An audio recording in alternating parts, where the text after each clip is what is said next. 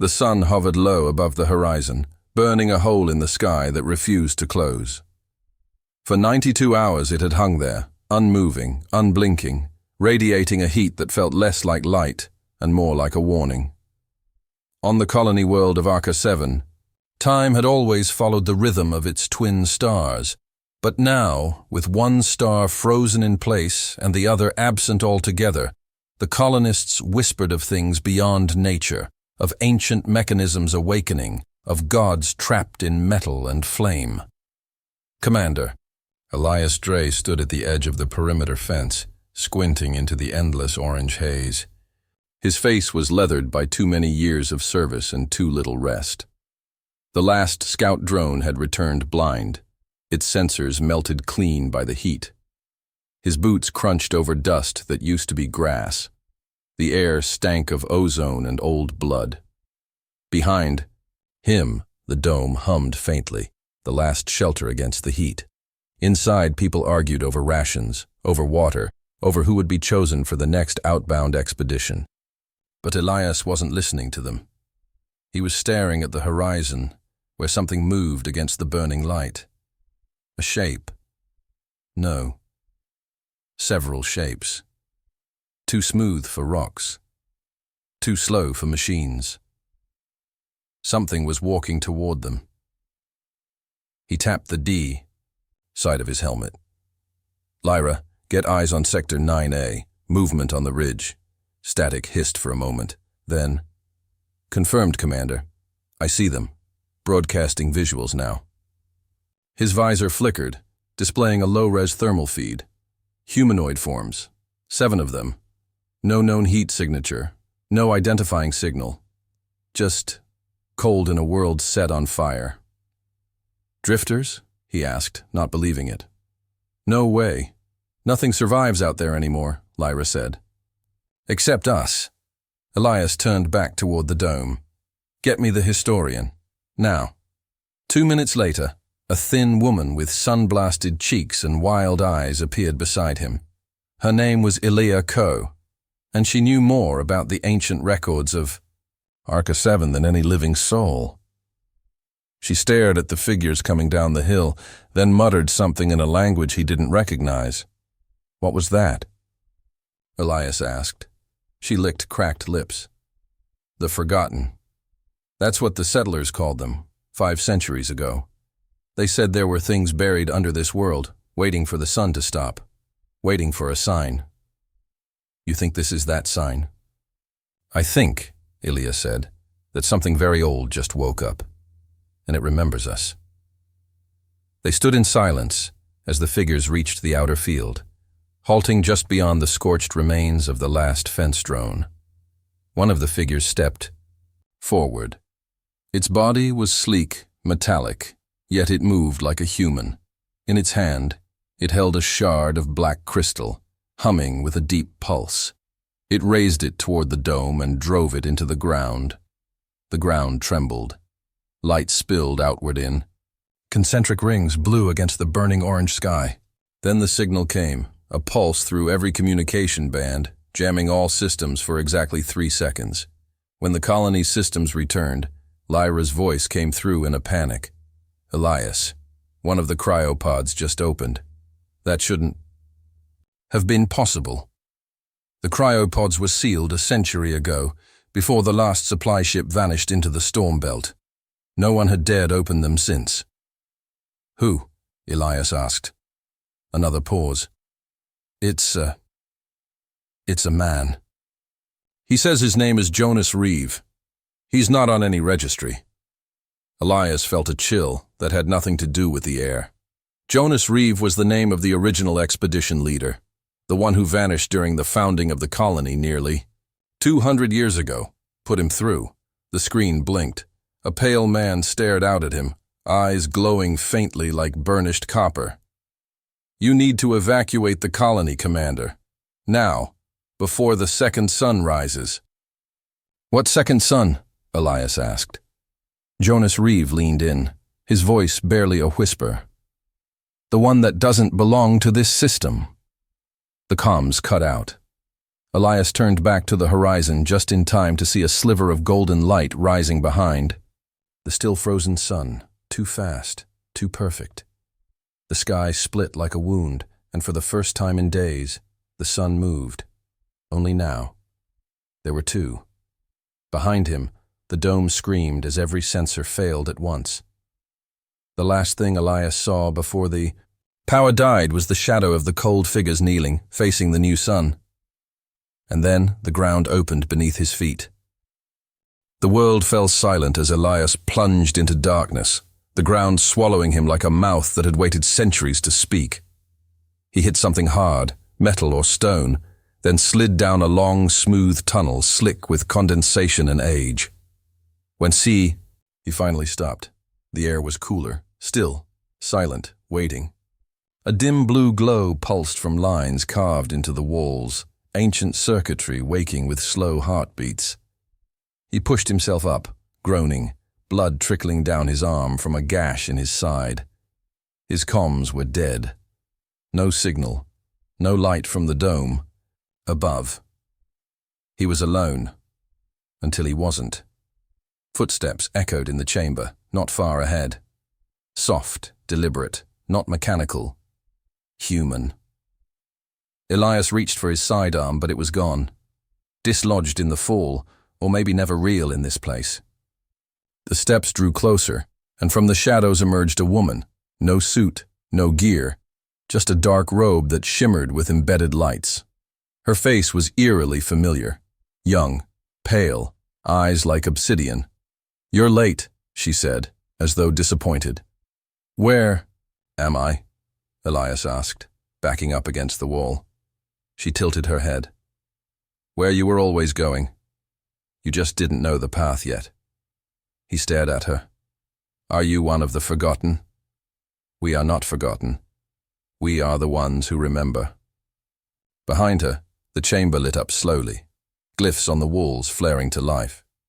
It wasn't alien, it wasn't Arcan, it was Terran, ancient Earth dialect, pre-Exodus.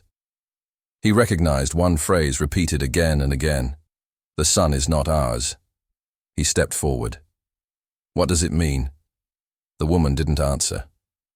Instead, she turned and walked through an arched door that hadn't been there a second ago. Elias hesitated, then followed. The corridor beyond opened into a vast chamber, like the inside of a derelict cathedral. But instead of stained glass, there were panels of shifting star maps, moving constellations, blinking markers, ancient trajectories. A central platform rose in the middle, and upon it stood a figure in stasis, sealed in a pod shaped like a sarcophagus. It was Jonas Reeve. He looked exactly the same as he had on the screen, pale, copper-eyed, untouched by time. The woman approached the pod and placed her hand on it. The seal hissed and disengaged. "You saw him wake," Elias said. "How is he here too?" She didn't look at him. "He was never just one man. He is the gatekeeper." The pod opened with a low groan. Jonas stepped out bare-chested, his skin glowing faintly. He looked at Elias and smiled, not with joy but with recognition. "You're the last link," Jonas said. "The last commander before the divide." Elias didn't understand, but something inside him responded, a whisper in his own bones. "What's the divide?" Jonas's smile faded. "When Earth fell silent, the sun marked the breach. A hole in space-time, not natural, not accidental. Something came through, not a ship, not a species, a will. And it wanted to burn away what humanity had become." Elias swallowed. "And now it's coming again?" It never left. It was buried, waiting for this system to align. For a place like Arca 7. For a moment like now. Up above, the second sun had fully risen. The colonists had no idea what they were staring at. But underground, Jonas looked directly into Elias's eyes. "You can still stop it," Jonas said. "But not up there. You have to reach the core." "Where?" The woman extended her hand. Beneath the old station, level 27, past the sealed zone. That area's been dead for years. It's not dead, she said softly. It's dreaming. Elias felt the ground shake again. This time, not from an explosion or collapse, but something deeper. A hum through the bones of the planet. He turned toward the exit, but Jonas caught his shoulder. When you reach it, you'll see the truth about who we were and what we chose to forget. The door opened, and light spilled in, white, pure, almost too bright to look at. He stepped through and emerged not back in the tunnels, but in a shattered control room of the original colonial outpost, level 27, somehow already there. Dust floated in the air like ash. Screens flickered weakly. A single body lay slumped over the console. His own body. It was him. Dead, burned, the same uniform, same scars. He staggered backward, heart pounding. On the cracked screen above, a countdown blinked into life. 07, 59, 59. The voice of Lyra crackled to life. Faint. From a speaker hanging by a wire. Elias, can you hear me? Something's happening. The sun, it's starting to move again. The second one. It's getting closer. He turned to the console and saw logs he'd never written. Messages from a future that hadn't happened yet. Warnings. Names of colonists marked lost. Ilya. Lyra. Dozens more. Then the last message played, a recording of his own voice. If you're hearing this, I failed. The core wasn't a weapon. It was a door, and I opened it. Suddenly, the lights went out. Everything turned black. Then a voice whispered behind him, the same one from the woman in the robes. You haven't failed yet, but the door is opening. And something stepped through. The room shuddered as the door behind Elias yawned wider, spilling a foul wind that carried with it the scent of burnt ozone and something older, something like the breath of a dying star. He turned, fists clenched, heart a drum in his chest. A silhouette emerged from the lightless breach, humanoid in form, but wrong. Limbs slightly too long, joints bending the wrong way. A face that mirrored his own, but hollow, as if something had peeled the soul from it and left only an echo. It smiled at him, not out of kindness, but recognition. Elias Dre, it said, voice like crushed gravel. I remember you. He staggered, backward, stumbling over the console where his own corpse still slumped. The screen sparked and died as the creature advanced, each step disturbing the dust as though time itself recoiled. Elias reached for anything, metal rod, cable, debris, but found only cold steel and old blood. What are you? He breathed. The thing tilted its head, studying him with curious malice. I am what your kind cast out. When the old sun was sealed and the core buried, they left me here. Unfinished. Its eyes flicked to the body behind Elias. You've seen the end already, but not all ends are final. Some repeat. Then, in a blink, it was gone.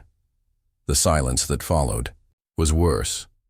Like the whole room was holding its breath, a static burst shrieked through the dead comms. Then Lyra's voice, choked, desperate, raw. Elias, do you read?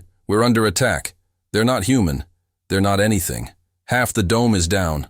Reeves gone. Ilya too. And the sky. My God, Elias, the sky is bleeding. He sprinted toward the nearest emergency lift, slamming the override on a rusted panel. The doors groaned, fought him, then hissed open. The shaft above glowed faintly red, as if the sun itself had melted through the rock. He climbed inside and began the slow ascent, muscles trembling, head spinning. Every meter upward, his mind screamed that none of this made sense. Dead futures, impossible creatures, broken timelines. But then the lift opened, and sense no longer mattered. The dome was burning, or rather, something above the dome was bleeding. Golden fire, pouring light like molten metal onto the shattered colony. Structures half melted, defense turrets drooping like wax, and above it all, the second sun had grown, no longer just a celestial body, but a shape, a sphere of writhing flame, pulsing with veins of dark energy. It wasn't a sun, it was a vessel, a living star, and it had noticed them. He ran, ducking, between the ruins of shelters and overturned transports, dodging columns of fire erupting from the earth. Screams echoed in the distance, some human, some not. He saw Lyra atop the comms tower, holding a scorched rifle, firing wildly into the light as three of the cold metallic figures closed on her. He climbed the tower like a man possessed. "Lyra!" he shouted. She turned, half her face burned, eyes bloodshot, but blazing with defiance. "What did you do, Elias?" "I didn't open the door," he said, breathless. "Not yet. We can still—" But her gaze shifted past him. Too late. He turned. The creature from below stood in the square now, fully formed. Not a copy of Elias anymore. It had shed that. Now it looked like no one. An amalgamation of memory and malice. It raised one hand. The air folded inward, space collapsing, into a single silent point. The comms tower groaned, then time slowed. A flash of memory. Not a memory. A possibility. Elias standing in the core, hand pressed to a control panel. Lyra beside him. A countdown. A choice. One path, fire. The other, silence. A third, unknown. His mind reeled as the vision dissolved. But something within him shifted. As if time itself had just offered him a second thread to pull. "Lyra," he whispered. "There's a third way." She looked at him, shaking. "What?" Before he could explain, a blast rocked the tower. He grabbed her and jumped. They hit the ground hard and everything blurred. Dust, heat, shouts. Then Elia appeared, her arm bleeding, clutching a black crystal in her hand, like the one the cold figure had stabbed into the ground. "You want to end this?" she screamed. "It started with this. It ends where it began." She hurled the crystal at Elias. He caught it instinctively, and the world fell away. He was standing in the ancient cathedral again, alone. The woman in the robe was there, watching. "The third way," he said. She nodded. "It's not destruction. It's remembrance." And the crystal in his hand pulsed, bright, alive. "The core isn't a weapon. It's a memory vault," she said. "Humanity once erased the thing that came through the first divide. But memory has mass, and what we forget grows." Elias felt it. Not just knowledge, but every buried choice, every suppressed horror, every act of survival that had cost the soul something irreplaceable. And if he brought those memories back, if he chose to remember, it could unmake what had returned. But only by reliving it. His voice cracked. "What will it do to me?" The woman smiled sadly. "You'll never be the same." Then the fire found him again. The dome shattered in the real world. Screams rose to a final crescendo, and Elias pressed the crystal to his temple. The memories returned all at once. He screamed as the planet split beneath his feet. He fell through fire and memory. Each heartbeat was a century, each breath a death. The crystal burned against his skull, and with it came the truth. Layer after layer of buried history unfolding in jagged fragments. Elias saw the first Arcani. Settlers landing on a world that was never theirs, driven by Earth's collapse. He saw Jonas Reeve, young and determined, standing before a black obelisk beneath Arca 7's crust, promising salvation to a dying species. And then the deal. Unspoken, unwritten, but sealed in light and blood. They had found the core and activated it, not a machine, not a power source. A prison, built not by humans, but by something older. a star-faring civilization that had died long before Earth lit its first fire. The core was their last act, a vault to contain a being of will, of hunger, of light twisted by thought. And when Jonas opened it, humanity didn't just awaken the prisoner, they became its new cage. Elias gasped, eyes wide, pupils flickering like glitching screens as the present slammed back into place. He lay in the ash of the shattered colony, Lyra's limp form beside him, the burning sky swirling above like a storm of suns. The creature, the thing that wore his face, stood in the ruins, watching, waiting. But now Elias understood. This thing was not just an invader. It was the echo of their own guilt. Every colonist who had ever wiped out a native biome, every general who had dropped fusion fire on civilians, every decision buried to preserve a clean history, they had made it, fed it, forgotten it, and now it remembered. He rose slowly, shaking, still clutching the crystal, which now pulsed in rhythm with his heart. The creature tilted its head, curious. "You're not afraid anymore," it said. Elias nodded. "I should be, but I'm not. Because I know you now." "You know yourself," it whispered. He stepped forward. "You're the weight of what we refuse to carry." It hissed, flickered, and the ruins around them groaned as pressure rose. Time flexed. "You think you can contain me again?" It snarled. "No," Elias said. "That's what we did wrong the first time." He turned to the ruins and saw Elia crawling from the debris, bloodied but alive. She looked up at him, eyes wide with recognition. "The memory vault." He nodded. "It's not a weapon. It's a mirror." Together, they approached the cracked remnants of the old fusion tower, where the core's signal still pulsed beneath. Layers of rock and regret. The crystal in his hand throbbed with resonance, like a key sensing its lock. He placed it into a recess in the old console, one that hadn't existed until he remembered it. The system blinked awake. A prompt flashed across the dusty screen. "Integrate memory?" Elias glanced at Elia, then back to the prompt. "Yes," he whispered. The core accepted, and the world screamed. Not in agony, but revelation. The second sun. Above faltered, flickered, and dimmed. The firestorm in the sky reversed itself, golden tendrils curling inward. And the creature howled, not in pain, but in confusion. It began to change. Its limbs shortened. Its face softened. It staggered, grasping at its head. Around it, the other cold figures dropped to their knees, metal skins melting into flesh, light bleeding from their eyes. They were changing too, remembering what they once were.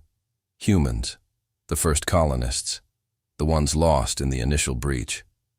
They had been consumed, reshaped, made into memory things.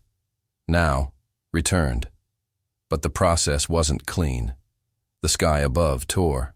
Open one final time as the second sun pulsed, revealing what lay beyond, a vast presence of light and shadow, like a god watching through the eyes of a child. The real entity, the one they had only glimpsed before.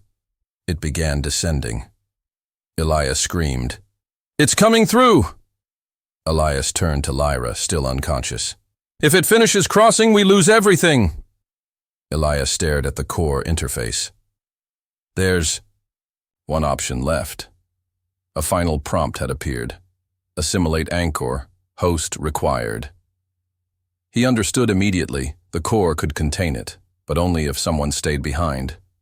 Not as a jailer. As the memory itself. Elias touched Lyra's hand. "She's the one who can lead." "Not me," Elias' voice trembled. "If you do this, there's no coming back."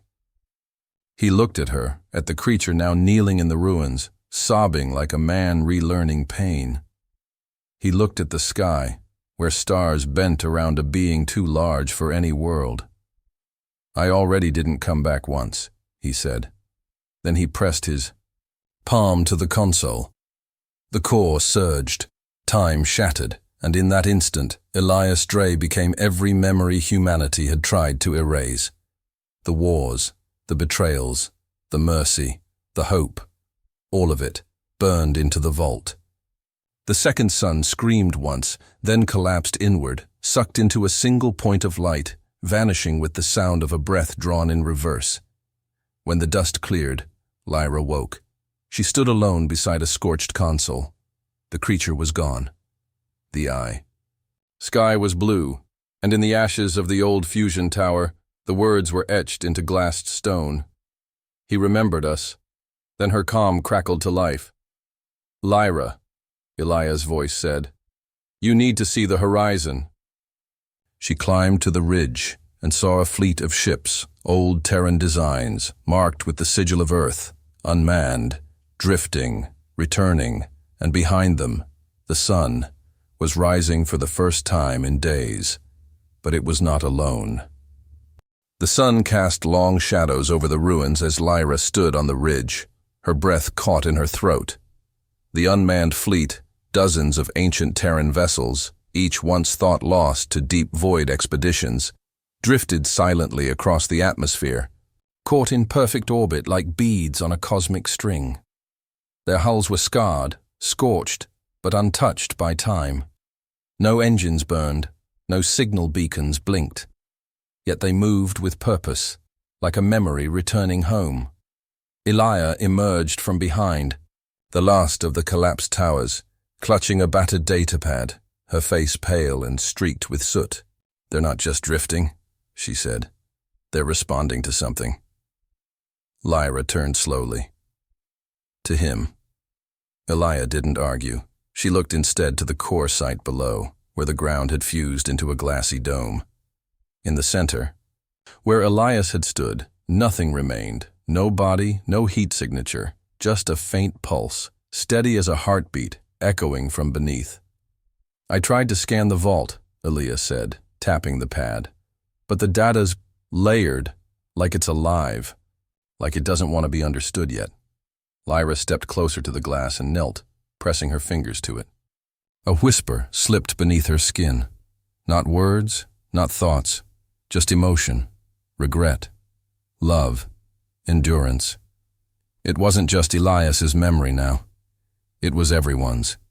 He didn't just trap it, she said. He taught it what it was. And in teaching, the entity its origin, its reflection in the mirror of mankind, he had given it a choice. Contain the pain, or become it. The thing chose silence. Elia suddenly cursed under her breath, yanking her pad around for Lyra to see. You need to read this. One of the Terran fleet ships just initiated a descent protocol, no pilot. It shouldn't even be operational. Lyra's heart skipped. Which ship? New Horizon. She froze. That name. That was the colony transport. Her father had served on, the one lost during the second exodus from Earth, gone for nearly 50 years. She hadn't heard its name spoken aloud since she was a child. Lyra stood, her voice unsteady. Is it coming here? Elia nodded. Direct path. ETA, 20 minutes. And just like that, the moment shifted. The silence turned electric. Something was coming. Not destruction, not invasion, but revelation. Lyra didn't know how she knew, but deep in her bones, she understood. Elias had lit a beacon, and that beacon was calling everyone back. She turned toward the field where the other changed. Those who had once been twisted into echo beings now wandered, dazed, their forms slowly reverting to human. Some wept, some stared into the clouds. All remembered pieces of lives they had once lived, fragments re-knit through the pain Elias had embraced. We need to prepare, Lyra said. For what? Elia asked. For what happens when the whole galaxy remembers who we were and decides what we deserve? The next 20 minutes passed in silence, broken only by wind and whispers. As the New Horizon breached the sky, its hull glowed faintly, like it had absorbed some part of the second sun before it vanished. It slowed, hovered just above the crater's edge, and deployed a single descent capsule. Lyra and Elia waited as it touched down. The door hissed open. A boy stepped out, no older than 12, pale, barefoot, hair like starlight. His eyes glowed gold, not artificial, not threatening, but alive with knowledge far too old for a child. He looked around, blinking in the sunlight, and then he spoke. "Are you Lyra?" She nodded, stunned. "Yes. Who are you?" He tilted his head. "I'm what's left. Of Elias, of the vault, of everything your people couldn't carry." Elias stepped forward, wary. "You're not human." The boy gave a sad smile. "Not yet." Lyra knelt in front of him. "Why, now? Why come back?" His gaze drifted to the horizon where the Terran fleet still hung like ghosts. "Because memory is only the first step. Forgiveness is the second." The earth rumbled gently. In the distance, more ships broke through the high clouds. Not just Terran this time. Alien designs, sleek and strange. Ships from vanished alliances, ancient enemies, forgotten wanderers. All drawn by the same pulse, the same signal Elias had unleashed with his sacrifice. The vault was no longer a prison. It was a summons, and the sun, Arca 7's impossible unmoving sun, shimmered as if in response. It pulsed once, then began to set. Slowly, deliberately. For the first time in days, Elia whispered, "He did it." Lyra felt tears sting her eyes. "He brought the sun down." The boy turned his golden eyes to the sky. "No," he said softly. "He just reminded it how to rest." But just as the light softened, as calm began to return, a deep, rhythmic tone sounded from the fleet. A warning pulse. Old Terran emergency code, on all frequencies. Lyra's comms buzzed to life again. "This is Commander. Arlen Reyes aboard the Seraphim's wing. Unknown quantum anomaly detected near the vault site." "Something's forming." Lyra turned, dread returning like a tide. At the center of the core field, light was rising again. But not gold, not alien, cold white. A figure stepping forth from the glass, tall and still. Not Elias, not the boy. Something else entirely, and it looked at Lyra and smiled. It didn't blink. It didn't breathe. It simply was. A presence shaped like a man, yet smoother than any living form, as if carved from compressed memory itself. Light traced along its skin in latticed patterns, constantly shifting symbols that never repeated, never stilled. Its eyes weren't gold like the boy's. They were mirror black, reflecting Lyra, Elia, the ruins, the boy, the dying light of a sun finally surrendering to gravity. Lyra's knees locked. The core was supposed to be dormant. Elias's sacrifice had sealed the entity, stilled the storm. But now something new had risen from the memory, the echo of an echo, a result of integration, something the vault had created, not to contain, but to continue, Elia whispered. "What the hell is that?" The boy stepped slightly in front of Lyra, still calm. "It's what comes next." The figure moved forward, gliding without motion, and Lyra felt the air bend around it, not from force, but from memory, thickening, folding. The others, the once echoes now regaining their humanity, backed away instinctively, sensing the shift. The ground pulsed beneath their feet as if the planet itself had recognized this new arrival. The being spoke. Its voice came from everywhere and nowhere, a harmony of human and not, of Elias and something more. "You are not finished." Lyra stepped forward, forcing her voice to remain steady. Elias stopped the collapse. "He saved us." "Yes," the being replied. "He did. But salvation is not completion. You are fractured. So I was made to finish the story." Ilia narrowed her eyes. "Made by who?" The being looked toward the vault. "By memory, by choice, by everything your kind couldn't leave behind." The boy turned toward Lyra. The vault didn't just take Elias, it learned from him. It used him to understand what humanity was and what it could become. Lyra's breath hitched. So what are you? The being's eyes shimmered like starlight on deep water. I am not a god, not a jailer, not a punishment. I am what waits on the other side of remembering. Then the being turned toward the sky and raised its hand. The ships, Terran, alien, hybrid, all froze in orbit. A single beam of energy surged upward, connecting the being to the entire fleet. On Lyra's comm, data exploded across all channels. Decrypted logs, hidden transmissions, sealed orders from centuries past. Every lie, every redacted truth, every erased act of war or peace, suddenly unlocked and flooding into the open. Elia stared at the stream. It's revealing everything. To everyone, the boy added. No more forgetting, no more rewriting history to hide its weight, no more heroes without consequence. Lyra felt her knees tremble. This wasn't just revelation. It was reckoning. Across the planet, cries went up. Some wept, others screamed. A few dropped to their knees, sobbing over truths they'd buried inside themselves. What they did, what they ran from, what they built over bones and silence. But others changed. They stood straighter, walked toward the light, not out of pride, but because for the first time they knew who they were. Lyra looked up at the being, anger breaking through her awe. You think truth alone is enough to fix us? To finish us? The being turned to her slowly. Truth is not an ending. It is a beginning. Your kind built an empire of stars atop broken foundations. Now you must choose, rebuild with what you are, or crumble under what you pretend to be. Elia's voice cut through, desperate. What if we're not ready? The being stepped closer. Then you will fail, and try again. And with those words, it began to dissolve. Not with violence, but with purpose.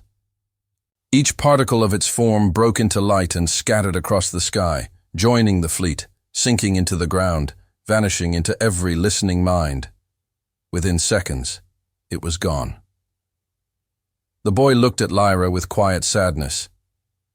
It left itself. In all of you. In me especially. I'm still part of him. Lyra nodded slowly. And you? He shrugged gently. I'll grow. Learn. Change. Like you. But I'll never forget. I can't. A low hum rumbled beneath the ground. The glass dome of the vault cracked again. This time, not from pressure or collapse, but release. A staircase descended where there had been only stone. Not deep, not threatening. Just enough to see the truth. Elia hesitated. It's opening. Lyra walked toward it. No, she said, it's inviting. She descended into the earth, into the place where memory became form. The boy followed. So did Elia. Inside, the vault was not cold. It was warm, alive, like stepping into someone's dream. Images floated around them, frozen moments of colonists building homes, of children laughing in domes, of wars breaking out and ending with handshakes and grief. Elias stood among them, not real, not present, but remembered, watching, smiling, letting go. A single console pulsed at the center. Lyra approached it and placed her hand on its surface. It recognized her. New prompts appeared. Rewrite future. Establish new foundation? Lead? She looked at Elia, then at the boy, then at the world above, groaning under the weight of honesty for the first time in centuries. She pressed her hand flat. Yes, the vault responded. And for the first time, since the sun refused to set, the world blinked and stars shifted position in the sky. The stars didn't just shift, they danced. Whole constellations flickered, rearranged like living glyphs across the cosmos, as if the galaxy itself had been waiting for that single word. Yes. Lyra stood in the heart of the vault, her hand still, pressed to the console as the chamber around her pulsed with soft, luminous waves. She wasn't just inside a machine. She was inside a memory engine, older than any human empire, now awakened by trust, by choice, by Elias's final act of surrender. The boy beside her blinked rapidly, as if struggling to stay present. Something's changing in me. I can feel threads unraveling, old codes, his memories, his pain. They're releasing. Elias stepped closer, watching him, concern written across her face. Are you dying? He shook his head. No. But he is. Lyra felt the weight of that. Elias hadn't survived. He'd been preserved, stored inside the vault's harmonic core as a bridge between species, as a mirror for an entity that had never known guilt or forgiveness. But now that purpose was complete. The vault no longer needed a living memory to function. Elias was finally being allowed to rest. The boy took a deep breath, one that trembled on the edge of silence. He's saying goodbye. Lyra turned to the console. Can we speak to him? No, the boy whispered, but we can listen. The chamber dimmed, and then it came. A voice, not sound but sensation, like a song made of remembered smiles and shared pain. It wrapped around them gently, tenderly, a final echo of Elias's soul. Thank you for not turning away, for remembering. For carrying me far enough that I could let go. Now, go farther. The light faded, the chamber went still, and the boy collapsed. Lyra caught him as he fell, holding him gently. He was warm, real, breathing, but different. Lighter, a normal child now. Elias was gone. The boy was just a boy. She looked up at Elia. It's over. Elia shook her head slowly. No, it's starting. Above ground, the sky had shifted, permanently. The second sun, once frozen, had fully set, leaving behind a soft golden twilight. But in its place, a thin vertical column of starlight now pierced the sky above the vault. A signal, a monument, a lighthouse visible across light years. It pulsed at regular intervals, transmitting not data, but truth. And every species, every scattered colony, every forgotten outpost across the galaxy was receiving it. Ships that had hovered uncertainly now began slow descents. Old enemies contacted each other. Treaties once broken were being reopened. The Terran fleet, long dormant, suddenly realigned in tight formation, no longer aimless. Their internal AIs began playing back messages, old logs, forgotten oaths, recorded regrets from long-dead captains. Lyra emerged from the vault with the boy in her arms and Elia at her side. A crowd had formed, survivors, former echoes, crew, members from downed ships, and even members of alien species that had made it to the surface. All eyes turned to her. No one spoke. They didn't need to. They felt it. The lie was gone. The veil had lifted. A tall, robed woman from the Alasi Dominion stepped forward and bowed low. You are the keeper now. Lyra flinched. You chose, the woman interrupted. That makes you the start of something new. Elia leaned in, whispering, You don't have to lead them. You just have to help them not forget again. Lyra nodded slowly. She looked up at the starlight column. All her life, she had been chasing answers. Why the sun refused to set. Why the echoes existed. Why the vault pulled at her dreams. Now, she understood. The sun had stayed aloft not because of physics or anomaly, but because grief had held it there. Collective, unresolved, suffocating grief. It took one man's sacrifice to let the universe mourn. And now, they could begin again. She turned to the crowd. "No more forgetting," she said. "No more rewriting.